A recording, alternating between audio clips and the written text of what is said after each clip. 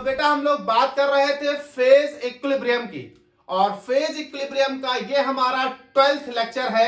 और आज हम लोग बात करने वाले हैं टू कंपोनेंट सिस्टम में पहले two component system silver lead system की।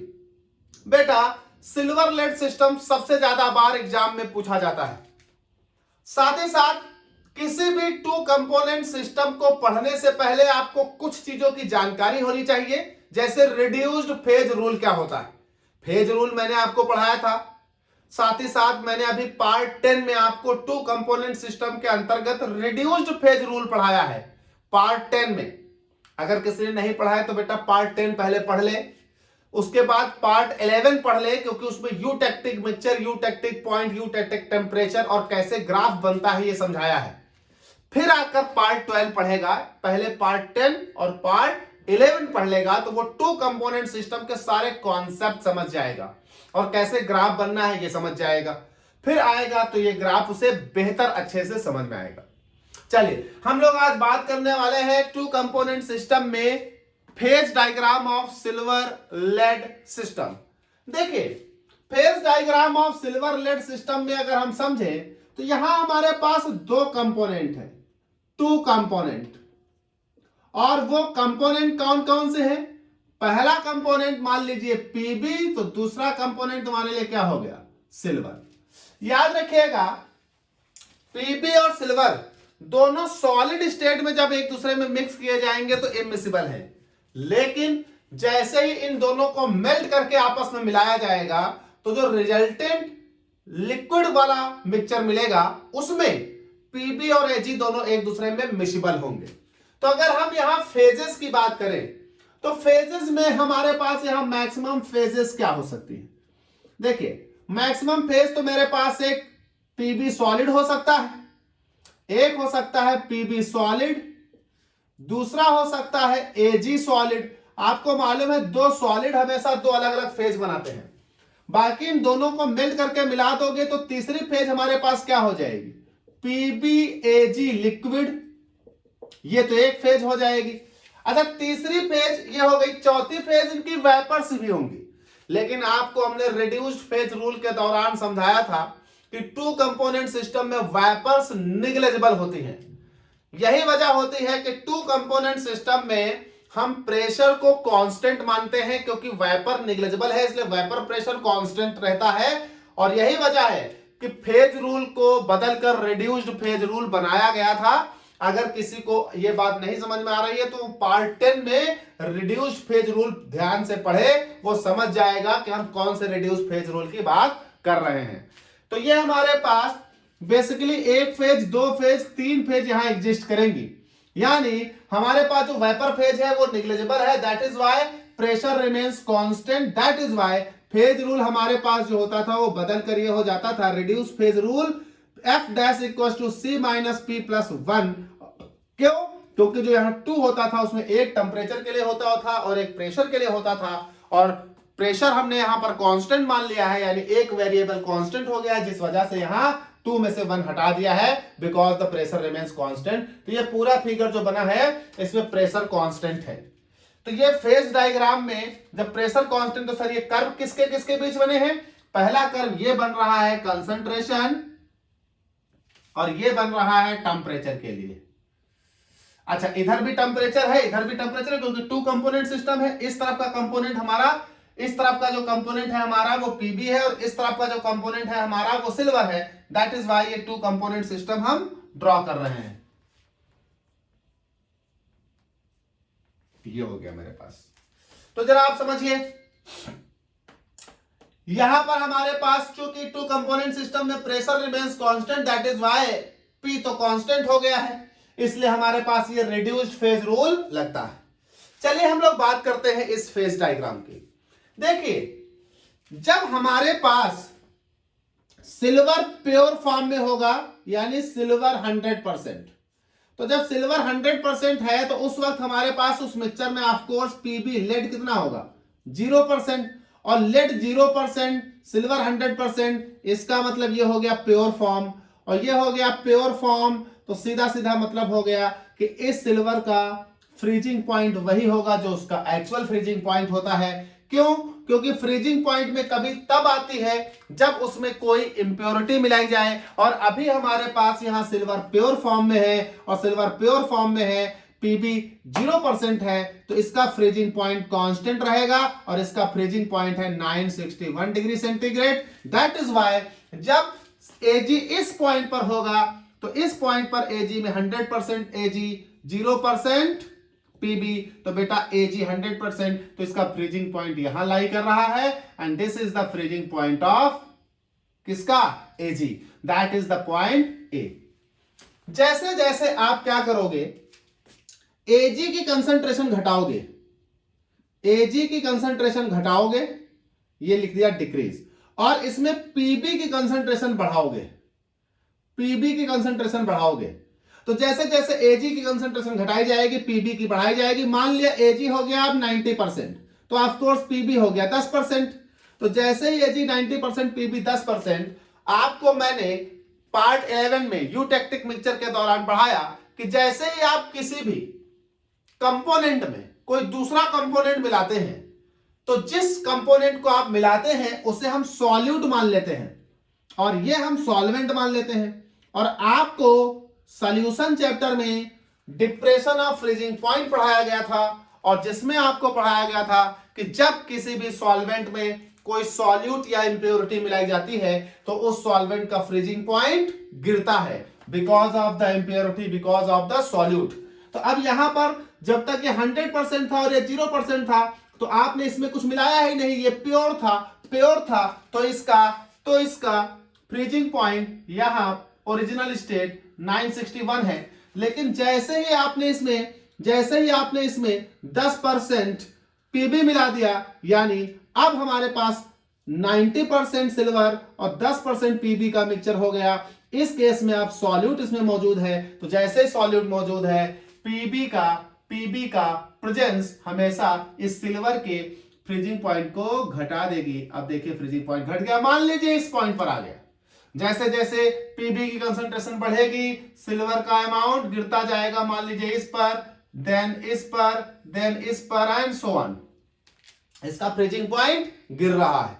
तो देखिए करते क्या है कि 90% एजी ले लिया, 10% सिल्वर ले लिया, और इन दोनों को मिलकर एक मिक्सचर बना लिया, और इस मिक्सचर को हमने इतना हीट किया कि ये लिक्विड स्टेट में चला गया।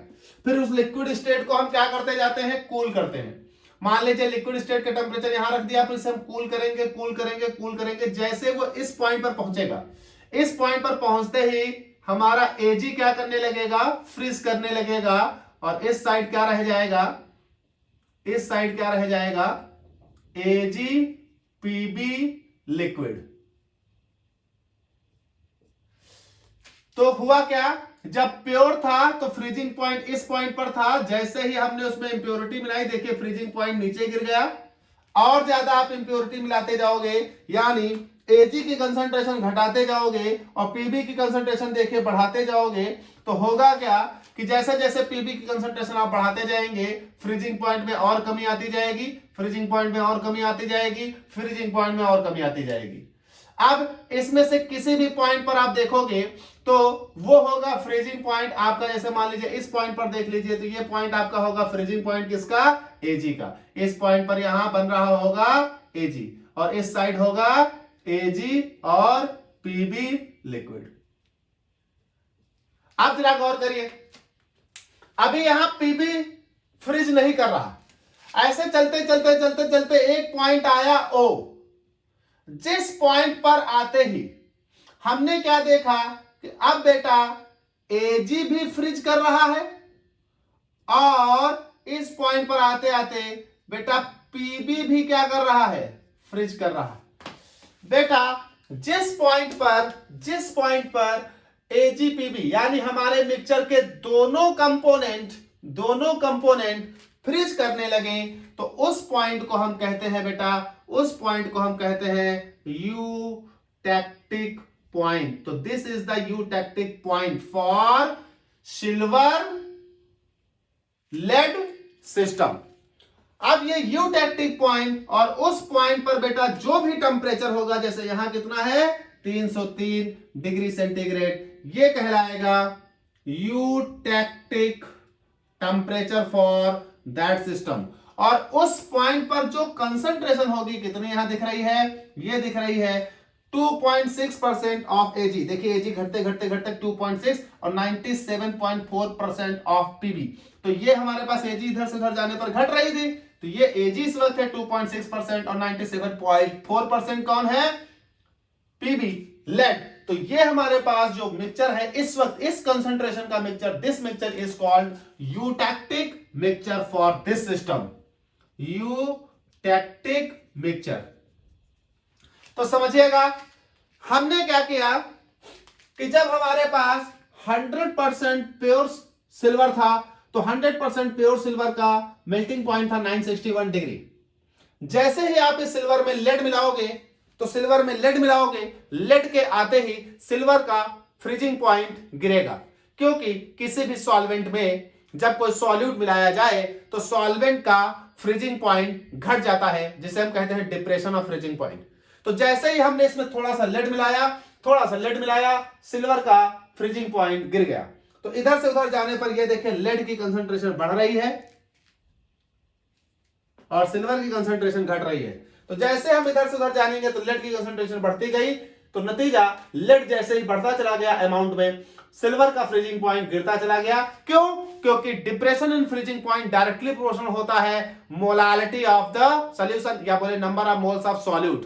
तो जैसे जैसे आपने पीबी यानी एज अ सॉल्यूट बढ़ाते गए, इनकी फ्रीजिंग पॉइंट गिरती गई। यानी पहले एजी इस पॉइंट पर फ्रीज होता था, अब इस पॉइंट पर फ्रीज नहीं हो रहा क्योंकि अब लेड है, अब इस पॉइंट पर फ्रीज हो रहा। और आगे बढ़ाइए, लेड का अमाउंट बढ़ा, अब इस पॉइंट पर फ्रीज हो रहा है। और लेड का अमाउंट देखिए आगे बढ़ा तो फ्रीजिंग पॉइंट और गिर गया, इस पॉइंट पर फ्रीज हो रहा है। और लेड का अमाउंट बढ़ा, फ्रीजिंग पॉइंट और गिर गया, इस पॉइंट पर फ्रीज हो रहा है। और लेड का अमाउंट बढ़ा, फ्रीजिंग पॉइंट और गिर गया, इस पॉइंट पर फ्रीज हो रहा है। और लेड का अमाउंट बढ़ा, फ्रीजिंग पॉइंट और गिर गया, इस पॉइंट पर फ्रीज हो रहा है। लेकिन ये फ्रीजिंग पॉइंट गिरते एक ऐसा पॉइंट मिलेगा जिस पॉइंट पर आते ही सॉल्वेंट भी फ्रीज करने लगेगा, सॉल्यूट भी फ्रीज करने लगेगा। और हमने इस वाले ग्राफ में सॉल्वेंट हमारा एजी है और सॉल्यूट हमारा पीबी है, तो ये गिरते गिरते एजी का इस पॉइंट पर पहुंचते ही एजी भी फ्रीज करने लगा और पीबी भी फ्रीज करने लगा। और जिस पॉइंट पर किसी मिक्सचर के दोनों कंपोनेंट फ्रीज करने लगे उस पॉइंट को कहते हैं यूटैक्टिक पॉइंट। और उस पॉइंट पर दोनों मिक्सचर की जो कंसंट्रेशन होती है वो कंसंट्रेशन कहलाती है यूटैक्टिक मिक्सचर। और वो पॉइंट टेंपरेचर के रेंज में जिस पॉइंट पर आता है उस टेंपरेचर के पॉइंट को कहते हैं यूटैक्टिक टेंपरेचर। ठीक भाई। अच्छा, ये अगर हम उधर से करते पीबी के सापेक्ष तो भी यही आता। अब जरा देखिए पीबी के सापेक्ष अगर कर ले तो देखिए यहां पर पीबी हमारा 100%, एजी 0। तो जब पीबी 100% तो this is the pure freezing point of PB to 327 degree centigrade. जब यहां पीबी प्योर था तो इसका फ्रीजिंग पॉइंट 327 डिग्री सेंटीग्रेड था इस पॉइंट पर जब वो पीबी 100% था। अब जैसे ही पीबी में थोड़ा एजी मिलाओगे यानी पीबी की कंसंट्रेशन घटेगी, एजी का अमाउंट बढ़ेगा। तो डेटा जैसे एजी मिलाओगे, अब देखिए एजी के मिलते ही इसका फ्रीजिंग पॉइंट इस पॉइंट पर होना चाहिए था, लेकिन अब फ्रीजिंग पॉइंट गिर गया। और एजी मिलाया तो फ्रीजिंग पॉइंट और गिर गया। उसी पॉइंट पर आते ही ये भी उस यूटैक्टिक पॉइंट को शो करने लगेगा। तो सेम ग्राफ आपको इधर से भी प्राप्त हो रहा है। ठीक भाई। तो हमारे पास टू कंपोनेंट सिस्टम में वो पॉइंट जहां पर दोनों फ्रीज करने लगे वो होता है यूटैक्टिक पॉइंट। उस वक्त का टेंपरेचर यूटैक्टिक टेंपरेचर और उस वक्त की कंसंट्रेशन उस पर्टिकुलर फेज डायग्राम के लिए होता है यूटैक्टिक कंसंट्रेशन। जैसे कि हमारे सिल्वर लेड फेज डायग्राम के लिए यूटैक्टिक कंसंट्रेशन क्या है, तो सिल्वर 2.6%, लेड 97.4% पर यूटैक्टिक पॉइंट आएगा जिसका टेंपरेचर होगा 303 डिग्री यानी यूटैक्टिक टेंपरेचर। चलिए इसमें हम सबसे इंपॉर्टेंट चीज जो होती है वो होती है डिग्री ऑफ फ्रीडम की बात कर लें। तो जरा हमने इतनी सारी बातें कर ली हैं। ऊपर ये देखिए हमारे पास दो कंपोनेंट है लेड और सिल्वर, फेजेस मैक्सिमम 1 2 3 हो सकती हैं। फेज डायग्राम में जो रूल लगाओगे वो लगेगा रिड्यूस्ड फेज रूल। कारण क्योंकि यहां प्रेशर क्या रहता है, कांस्टेंट, क्योंकि वेपर प्रेशर नेग्लिजिबल होती है टू कंपोनेंट सिस्टम में। प्रेशर कांस्टेंट होने के कारण यहां रिड्यूस्ड फेज रूल अप्लाई होता है। चलिए अब आपको यहां पर degree of freedom find out करनी है। चलिए जो ये वाला कर्व है, एक एरिया, दो एरिया, तीन एरिया और ये चार एरिया आपको प्राप्त हो रहे हैं। तो आपके पास यहां एरिया कितने हैं? एरिया आपके पास है चार। एक है ए ओ और इसे कोई पॉइंट नाम दे दीजिए, ये ए हो गया, ये बी हो गया, तो ये नाम दे दीजिए आप इसे सी और इसे नाम दे दीजिए आप डी। तो पहला एरिया है ए ओ सी, दूसरा एरिया है बी ओ डी और तीसरा एरिया है ए सी बी। तो ए सी नहीं ए ओ बी और अगला है डी ओ सी नीचे वाला, तो ये हो गया सी ओ डी। चलिए अगर हम ए ओ सी की बात करें, ए ओ सी, इस एरिया में कहीं पर भी आप कोई पॉइंट लीजिए, मान लीजिए यहां पर एक पॉइंट ले लीजिए, तो इस एरिया में यहां पर जो आप पॉइंट लेंगे वहां दो चीजें मिलेंगी, एक तो आपको लिक्विड मिलेगा और एक आपको सॉलिड एजी मिलेगा। कहीं पर कोई भी पॉइंट, तो लिक्विड और सॉलिड एजी। क्यों? क्योंकि इस कर्व के नीचे सिर्फ एजी ही फ्रीज हो रहा है, बाकी पीबी फ्रीज नहीं हो रहा। पीबी इस टेंपरेचर पर और इस पॉइंट पर आकर फ्रीज हुआ, इसके नीचे, इसके ऊपर पीबी इस तरफ फ्रीज नहीं है। That means liquid of PB, solid of AG. तो कितनी फेज? दो। तो अगर हम इस पॉइंट पर निकालें डिग्री ऑफ फ्रीडम, तो F dash equal to C minus P plus one, तो बेटा कितनी फेज? आपके लिए कितनी फेज? फेज यहां पर है दो और कंपोनेंट है दो, तो 2 minus 2 plus 1 equal to degree of freedom आ रहा है 1। वैसे ही यहां पर इस कर्व में भी कहीं पर भी कोई पॉइंट ले लीजिए, फेज होंगे दो। एक कौन फेज? लिक्विड ऑफ एजी और सॉलिड पीबी। तो यहां पर भी दो फेज, तो डिग्री ऑफ फ्रीडम यहां कितनी आएगी? F dash equal to C minus P plus 1 equal to 2 minus 2 plus 1 equal to 1 आएगी। वैसे ही अगर आप इस कर्व में यहां कहीं पर भी ले लें, तो यहां समझिएगा दो फेज होंगी। कहोगे सर अब तो दोनों फ्रीज हो गए। हां दोनों फ्रीज हो गए, पर दो सॉलिड बने ना बेटा, एक एजी बना और एक पीबी, तो दो सॉलिड हैं, दो सॉलिड अलग अलग फेज होते हैं दो। तो यहां पर ये जो हमारे पास सी ओ डी वाला एरिया है, ये वाला, यहां F dash equal to C minus P plus 1 equal to 2 minus 2 plus 1 equal to 1, यहां भी डिग्री ऑफ फ्रीडम 1 आएगी। इस पेज को देखो, ए ओ बी, इस एरिया में कोई भी पॉइंट ले लीजिए, यहां सिर्फ और सिर्फ लिक्विड है, there is only one phase. जब यहां एक ही फेज है, तो ये मेरे पास हो गया बेटा एक फेज, यानी F dash equal to C minus P plus 1 equal to 2 minus 1 plus 1, और 2 माइनस 1 प्लस 1 इक्वल टू 2 आएगा, यानी यहां डिग्री ऑफ फ्रीडम आएगी 2।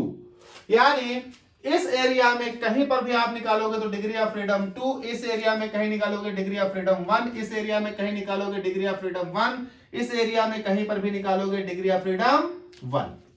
साथ ही साथ आप जरा गौर कर लीजिए, आपको कुछ कर्व भी प्राप्त हो रहे हैं, जैसे ए ओ एक कर्व प्राप्त हो रहा है, बी ओ एक कर्व प्राप्त हो रहा है। तो अगर हम कर्व्स की बात करें, तो कर्व हमारे पास जो है ए ओ बी ओ। अगर हम ए ओ कर्व की बात करें, तो ए ओ कर्व पर कोई भी पॉइंट ले लीजिए, इस पॉइंट पर एक इक्विलिब्रिया एग्जिस्ट कर रही है। किसके किसके बीच इक्विलिब्रिया? एजी ऑफ सॉलिड और एजी प्लस पीबी ऑफ लिक्विड के बीच। तो इस पॉइंट पर एजी ऑफ पीबी लिक्विड से एजी सॉलिड बन रहा होगा, सेपरेट कर रहा होगा, यानी इस पॉइंट पर ये दोनों इक्विलिब्रियम पर होंगे, दोनों इक्विलिब्रियम पर होंगे, मतलब दो फेजे। कौन? एजी पीबी लिक्विड की फेज और एजी सॉलिड की फेज। यानी इस पॉइंट पर कहीं पर भी आप देखोगे तो दो फेज हैं, तो degree of freedom F dash equal to C minus P plus 1 equal to component दो और फेज भी दो प्लस 1 इक्वल टू 1। इसका मतलब उस तरफ अगर देखें तो कंपोनेंट भी दो थे, फेज भी दो थी। उस वाले कर्व पर देखो तो F dash equal to C minus P plus 1 equal to 2 minus 2 plus 1 equal to 1। इस पर भी क्यों? क्योंकि इस वाले पर कहीं पर भी कोई कर्व लोगे तो उस कर्व पर क्या बनेगा? यहां मैं ले लेता हूं कोई कर्व, यहां ले लेता हूं, क्या कर्व बनेगा? तो ये हो जाएगा बेटा एजी प्लस पीबी का लिक्विड, और यहां क्या बनेगा? पीबी। तो यहां पर भी इस कर्व पर भी इक्विलिब्रिया एग्जिस्ट करेगी, किसके बीच? लिक्विड और सॉलिड के बीच। तो इस कर्व पर भी दो फेज होंगी, तो दो फेज और कंपोनेंट दो थे, तो डिग्री ऑफ फ्रीडम आएगी 1। अब यहां पर बात करिए एक यूटेक्टिक पॉइंट है, तो ये हमारे पास हो गया यूटेक्टिक पॉइंट ओ पर क्या होगी डिग्री ऑफ फ्रीडम। तो यूटेक्टिक पॉइंट ओ जो है बेटा, इस यूटेक्टिक पॉइंट ओ पर एक फेज हो जाएगी एजी, दूसरी फेज हो जाएगी पीबी, और इसके ऊपर बेटा लिक्विड है, इसके ऊपर लिक्विड भी है। तो इस पॉइंट पर तीनों देखिए कांटेक्ट में है, लिक्विड भी कांटेक्ट में है इस पॉइंट पर, सॉलिड भी। तो ये हमारे पास हो गया तीन फेज है इस पॉइंट पर। तो F dash equal to C minus P plus one equal to two component three phase plus one, that is ये मेरे पास कंबाइन होकर आ जाएगा जीरो, यानी डिग्री ऑफ फ्रीडम आ जाएगी जीरो। तो यहां पर इतनी बातें आपको ध्यान रखनी है। एक एओ कर्व पर डिग्री ऑफ फ्रीडम क्या है, बीओ कर्व पर डिग्री ऑफ फ्रीडम क्या है, इस एरिया में डिग्री ऑफ फ्रीडम क्या है, इस एरिया में डिग्री ऑफ फ्रीडम क्या है, इस एरिया में डिग्री ऑफ फ्रीडम क्या है, इस एरिया में डिग्री ऑफ फ्रीडम क्या है, कहां पर कितनी फेज है। कंपोनेंट तो दो है, तो सब कहीं दो ही कंपोनेंट आपको दिखाई पड़ेंगे, और इस पॉइंट यानी यूटेक्टिक पॉइंट पर डिग्री ऑफ फ्रीडम क्या है। अब हम इस बात को पूरा लिखेंगे। देखिए हम लोग क्या लिखेंगे कि silver lead system is a type of the two component system, there are two components PB and AG, the two components are gives many types of phases, the possible phases are solid of AG solid और this of liquid। साथ साथ हम यहाँ ये भी लिखेंगे कि हाँ वेपर भी बनेगी, लेकिन चूंकि टू कंपोनेंट सिस्टम में वेपर को हम कांस्टेंट मानते हैं, यानी वेपर प्रेशर को हम कांस्टेंट मानते हैं, वेपर को नेग्लिजिबल मानते हैं, दैट इज व्हाई यहाँ P का टर्म कांस्टेंट है, इसलिए हमारा जो फेज रूल है वो P कांस्टेंट रखकर रिड्यूस फेज रूल में कन्वर्ट हो जाता है। तो ये उसके बाद हम लोग बात करेंगे कि कैसे आपने कर्व को कन्वर्ट किया, फिर हम लोग बात करेंगे किस वाले कर्व पर क्या डिग्री ऑफ फ्रीडम है, इस कर्व पर क्या डिग्री ऑफ फ्रीडम है, इस एरिया में क्या डिग्री ऑफ फ्रीडम, इस एरिया में क्या है, इस एरिया में क्या है, इस एरिया में क्या है। फिर हम बात करेंगे यूटेक्टिक पॉइंट पर डिग्री ऑफ फ्रीडम क्या है। फिर साथ ही साथ हम याद करेंगे जो यूटेक्टिक पॉइंट आया था उसका टेम्परेचर कितना था, 303 डिग्री। यूटेक्टिक पॉइंट का कंसंट्रेशन क्या था, 2.6 degree of 2.6% of AG, 97.4% of PB. साथ ही साथ हमको बात करनी होगी कि यूटेक्टिक पॉइंट पर डिग्री ऑफ फ्रीडम क्या आया है, तो यूटेक्टिक पॉइंट पर डिग्री ऑफ फ्रीडम आया है जीरो। ठीक, कितनी मैक्सिमम फेजेज एक साथ पाई जा सकती हैं, तो तीन मैक्सिमम फेजेज एक साथ पाई जा सकती हैं इस पॉइंट पर, ये देखिए। तो ये बेटा हमारे पास होता है silver lead system. Two component system लिखना बड़ा आसान होता है as compare to one component system के। टू कंपोनेंट सिस्टम लिखना आसान होते हैं, बनाना भी आसान होता है। तो ये हमारे पास हो गया lead silver system, two component system. साथ ही साथ यहां एक और टॉपिक आता है बेटा, desilverisation of lead, desilverisation of lead. तो इसको जरा रफ करते हैं, बात करते हैं डी सिल्वराइजेशन ऑफ लेड क्या है।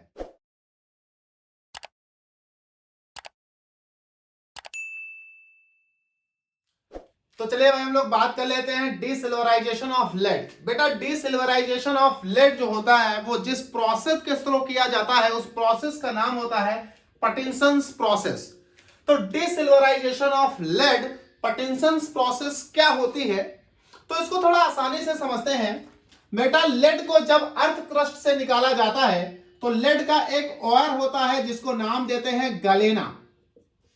लेड का एक ऑयर होता है जिसको हम नाम देते हैं गलेना। गलेना का फॉर्मूला होता है पीबीएस। अब पीबीएस से हमको किसको निकालना है, तो पीबीएस से हमको लेड को सेपरेट करना है। तो बेटा एक ऑयर है हमारे पास जो अर्थ क्रस्ट से निकाला है और उस ऑयर का नाम है गलेना जो कि है पीबीएस। पीबीएस से हमें लेड को करना है सेपरेट। तो हम करते क्या है कि पीबीएस के साथ हम सिल्वर मर्ज कर देते हैं। जब पीबीएस के साथ हम स्मॉल अमाउंट ऑफ सिल्वर मिला देते हैं, स्मॉल अमाउंट ऑफ एजी मिला देते हैं, और एजी मिलाने के बाद जो मिक्सचर बनता है उस मिक्सचर को हम बहुत ही हाई टेम्परेचर पर हीट कर देते हैं। हाई टेम्परेचर पर हीट करते हैं, कितना, इतना कि दोनों के मेल्टिंग पॉइंट से ऊपर निकल जाए। तो हाई टेम्परेचर पर हीट कर देते हैं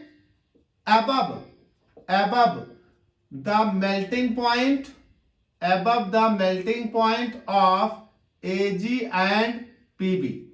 जब इनके हाई मेल्टिंग पॉइंट, इनके दोनों के मेल्टिंग पॉइंट से ऊपर हीट कर देते हैं तो इसमें से Ag और Pb क्या कर जाता है, लिक्विड बन जाता है, और लिक्विड बनकर आपस में एक मिसिबल लिक्विड बन जाता है जिसको हम बोलते हैं PbAg मेल्ट। अब इस PbAg मेल्ट को हम कूल करते हैं। तो किसी भी पॉइंट पर हम ले लेते हैं, हमको चूंकि लेड बाहर निकालना है, तो इस ग्राफ पर आ जाइए। किसी भी पॉइंट, मान लीजिए इस पॉइंट पर टेंपरेचर, इसको नाम दे दिया x। अब यहां से हम कूल करेंगे। अब इस पॉइंट पर देखिए, हमने जब इसमें सिल्वर मिलाया होगा तो हमने कुछ अमाउंट तो मिलाया ही होगा। तो मान लीजिए ये सिल्वर हमने मिला दिया, मान लीजिए 1% हमने सिल्वर मिला दिया, तो 1% सिल्वर मिला दिया तो 1% का कंसंट्रेशन वाला ये आपका एक कंसंट्रेशन पे आके गिर जाएगा। तो यहां पर इसका टेंपरेचर गिरते जैसे इस पॉइंट पर आएगा, इस पॉइंट पर आते ही इस PbAg मेल्ट से इस पॉइंट पर आते ही बेटा आपका Pb क्या होने लगेगा, फ्रीज करने लगेगा। आपका Pb फ्रीज करने लगेगा। कहां से, Ag Pb मेल्ट से, और इस Ab-Pg मेल्ट से आपका Pb करने लगेगा फ्रीज। अब यही अगर हम टेम्परेचर रोक देंगे तो इस पॉइंट से फ्रीज करता जाएगा, या आप टेम्परेचर और घटाते जाइए, आपका PbAg से Pb जो है निकल कर फ्रीज होता जाएगा, सॉल्टिफाई होता जाएगा। ऐसे ही आप इस सॉल्यूशन को क्या कर देंगे, इसी टेम्परेचर से और नीचे ले जाएंगे, आपका Pb जो है सॉल्टिफाई होता चला जाएगा, तो आपका सॉलिड अलग बनता जाएगा। और मेल्ट जो होगा, मेल्ट में Ag की प्रतिशत बढ़ती जाएगी। Pb क्योंकि निकलकर बाहर जा रहा है, तो मेल्ट में Ag का अमाउंट अब बढ़ता चला जाएगा। तो जैसे Ag का अमाउंट बढ़ता जाएगा तो ये भैया ग्राफ और नीचे आएगा। इसको समझिए कैसे, समझिए। पहले जब आपने 1% सिल्वर मिलाया तो 90% इसमें क्या होगा, 99% Pb। लेकिन मान लो जब Pb सॉलिड होकर बाहर निकल रहा है तो Pb का तो प्रतिशत घट रहा होगा। Pb का प्रतिशत जैसे घटेगा तो होगा क्या कि Pb का प्रतिशत करेगा, ये ग्राफ गिरता जाएगा और आ जाएगा इस पॉइंट पर। जैसे इस पॉइंट पर आ जाएगा, उस मेल्ट से बेटा Pb भी आपका फ्रीज हो जाएगा और Ag भी आपका फ्रीज हो जाएगा। तो जो आपने Ag मिलाया था वो भी फ्रीज होकर आपको प्राप्त हो गया अलग, और Pb भी फ्रीज होकर आपको प्राप्त हो गया अलग। तो इस गलेना से आपको लेड भी अलग मिल गया और Ag भी आपका अलग निकल गया। तो आप इस प्रोसेस से आपने लेड को क्या कर लिया, सेपरेट कर लिया। गलेना से आपने लेड को रिमूव करा लिया।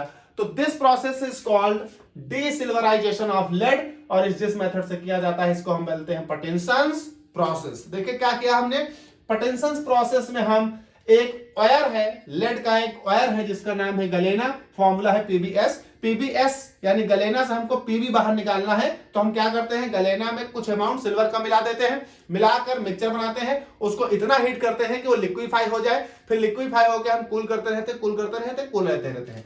कोई एक टेम्परेचर आता है जो इस कर्व को कहीं ना कहीं क्रॉस करेगा। तो उस टेम्परेचर से जब इस कर्व को क्रॉस करेगा तो उस टेम्परेचर पर और उस कंसंट्रेशन पर हमारा यहां से Pb सॉल्टिफाई होना शुरू हो जाएगा। जैसे Pb सॉल्टिफाई होना शुरू हो जाएगा तो Pb जब सॉलिड बनता जाएगा तो उस लिक्विड से Pb का अमाउंट घटता जाएगा। जब Pb का अमाउंट घटता जाएगा तो Pb का अमाउंट घटने के कारण ये ग्राफ नीचे गिरता जाएगा और सॉलिड बनता जाएगा। क्यों, क्योंकि ग्राफ जैसे नीचे गिरेगा तो टेम्परेचर भी आप कूल करते जा रहे हो, तो सॉलिड बनता जाएगा Pb। एक ऐसा कंसंट्रेशन आ जाएगा एक टाइम पर जब 2.6% हो जाएगा। कहोगे सर हमने एक्स्ट्रा तो Ag मिलाया नहीं, आपके एक्स्ट्रा मिलाने से जरूरी नहीं है, क्योंकि जैसे ही लिक्विड से Pb बाहर निकलेगा तो Pb का अमाउंट अपने आप घट रहा है। तो जब Pb का अमाउंट घट रहा है तो Ag का अमाउंट अपने आप उसके सापेक्ष प्रतिशत में ज्यादा हो जाएगा। सपोज करिए जब Pb 99% था तो Ag 1% था। जैसे ही Pb 99% से आधा हो जाए तो भाई Ag का अमाउंट फिर उसके सापेक्ष दोगुना हो जाएगा। भाई आप ऐसे समझिए, 100 के सापेक्ष x और 50 के सापेक्ष वही x, तो 100 के सापेक्ष x का अमाउंट जितना होगा 50 के सापेक्ष x का अमाउंट दुगना हो जाएगा। क्योंकि 100 जब आधा गया तो x भी आधा होना चाहिए था, लेकिन x ही है, 100 आधा हो गया है तो इसके सापेक्ष दोगुना हो जाएगा, 2% हो जाएगा। तो वही हुआ है। इस तरह से जैसे जैसे लेड बाहर निकलता जाएगा, इस मेल्ट में लेड का कंसंट्रेशन गिरता जाएगा और Ag का बढ़ता जाएगा। एक टाइम आएगा जब लेड का कंसंट्रेशन गिरते गिरते 97.4% पर आ जाएगा, सिल्वर उस हिसाब से 2.6% बना लेगा और इस पॉइंट पर पहुंचते ही दोनों फ्रीज कर जाएंगे। सिल्वर जो आपने मिलाया था वो भी आपका निकल आया, लेड जो पीबीएस में था वो भी आपका फ्रीज होकर बाहर निकल आया। तो आपने इस मेथड के द्वारा अपने लेड को क्या कर लिया, फ्रीज करा लिया, सेपरेट आउट करा लिया। The process is called desilverisation of lead Pattinson's process. ठीक है भाई। नेक्स्ट हम लोग बात करेंगे पार्ट 13 में बिस्मथ कैडमियम सिस्टम।